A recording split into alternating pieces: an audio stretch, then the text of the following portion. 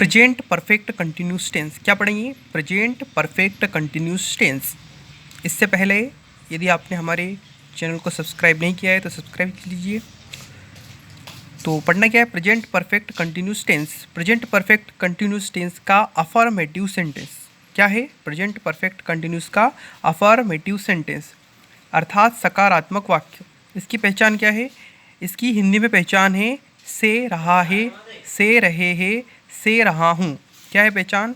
से रहा है, से रहे हैं, से रहा हूँ। और इससे पहले बीच में क्या आएगा? समय। जैसे सुबह से खाना खा रहा हूँ, सुबह से पानी पी रहा हूँ, सुबह से चाय पी रहा हूँ। ठीक है। इसकी हेल्पिंग वर्ब क्या होगी? इसकी हेल्पिंग वर्ब होगी has been, have been. Helping verb क्या होगी? Has been, have been. Has been helping verb किनके साथ यूज़ करनी है? जैसा कि हम पहले पढ़ चुके हैं कि हैज़ किनके साथ यूज़ करनी है? ही, शी, इट और वन नेम के साथ। ठीक उसी प्रकार हेल्पिंग वर्ब किसके साथ यूज़ करनी है? Has been, he, she, it और वन नेम के साथ। ठीक ऐसे ही हैव बीन किनके साथ यूज़ करनी है? यदि subject you, we, I, they, two name हो। क्या हो? Subject you, we, I, they, two name हो तो helping verb have been use करनी है। इसमें वर्ब की कौन सी फॉर्म यूज़ होगी? इसमें वर्ब की फर्स्ट फॉर्म प्लस ing क्या होगी? वर्ब की first form plus ing use होगी। अब इसमें सबसे बड़ी बात यह है कि इसमें एक प्रीपोजिशन का उपयोग होता है। किसका यूज़ होता है? प्रीपोजिशन का। इसमें दो प्रीपोजिशन क्या यूज़ होते हैं? एक तो फॉर और एक सिंस। क्या? फॉर और सिंस। फॉर किनके साथ यूज़ होता है? यदि हमारा जो हिंदी वाक्य है उसमें आता है कि 2 दिन से, 4 दिन से, 5 दिन से, या 4 महीने, 6 महीने, 3 महीने, या 2 सप्ताह, 1 सप्ताह, 5 सप्ताह, 5 साल, 3 साल, ऐसा अगर आता है, या इंग्लिश में बोले तो डेज, मंथ्स, वीक, ईयर्स, तो फॉर का यूज़ करना है।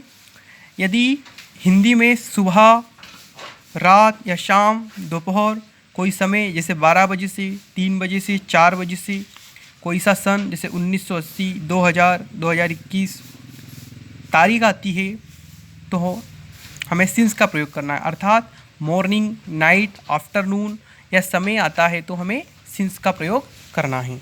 इसके लिए सूत्र क्या हो जाएगा?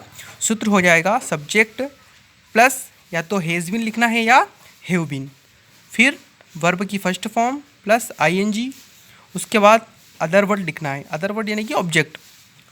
फिर क्या लिखना है? या तो सिंस लिखना है या फॉर लिखना है। उसके बाद क्या लिखना है? सिंस या फॉर। उसके बाद हमें लिखना है टाइम। क्या लिखना है? टाइम। जैसे उदाहरण के लिए मैं 2 वर्ष से भोपाल में रह रहा हूँ। क्या है? मैं 2 वर्ष से भोपाल में रह रहा हूँ। तो इसका क्या जाएगा? सबसे पहले सब्जेक्ट मैं का इंग्लिश में क्या होगा? आई। उसके बाद आई के साथ हेल्पिंग वर्ब क्या यूज़ करनी है? हैव। तो ये जाएगा आई हैव बीन। उसके बाद रहना तो क्या जाएगा? लिव। उसके साथ ing, I have been living in Bhopal. देखिए यहाँ पर क्या है? 2 वर्ष है इसलिए क्या जाएगा? For 2 years. ठीक है, ऐसे ही वहाँ सुबह से प्रतीक्षा कर रहा है तो क्या जाएगा? He has been waiting, he has been waiting since morning.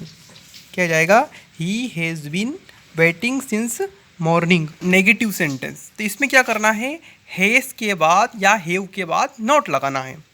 जैसा अभी हमने पढ़ा ऐसा इसमें क्या करना है? हैज़ या हैव के बाद नॉट लगाना है। जैसे मैं 15 मार्च से स्कूल नहीं जा रहा हूँ तो क्या जाएगा? I have. आई हैव या तो हैज़ या हैव, इसके बाद क्या लगाना है? नॉट। तो I have not been going to school since 15 March 2021। वे सुबह से खाना नहीं खा रहे हैं। क्या है? वे सुबह से खाना नहीं खा रहे हैं तो क्या जाएगा? They have. क्या जाएगा? They have. उसके बाद not been eating food since morning. ऐसे ही इंट्रोगेटिव सेंटेंस में क्या करना है? इंट्रोगेटिव सेंटेंस में सबसे पहले हमें या तो हैज़ लिखना है या हैव लिखना है। बाकी पूरा वाक्य ऐसा का ऐसा लिखकर लास्ट में क्या करना है? प्रश्नवाचक चिन्ह लगाना है। प्रेजेंट परफेक्ट कंटिन्यूस टेंस में इंट्रोगेटिव में क्या करना है, सबसे पहले हैज़ या हैव लिखना है। उसके बाद क्या करना है, सबसे लास्ट में प्रश्नवाचक चिन्ह लगाना है। जैसे have I been going to school since 15 March 2021, has he been waiting since morning.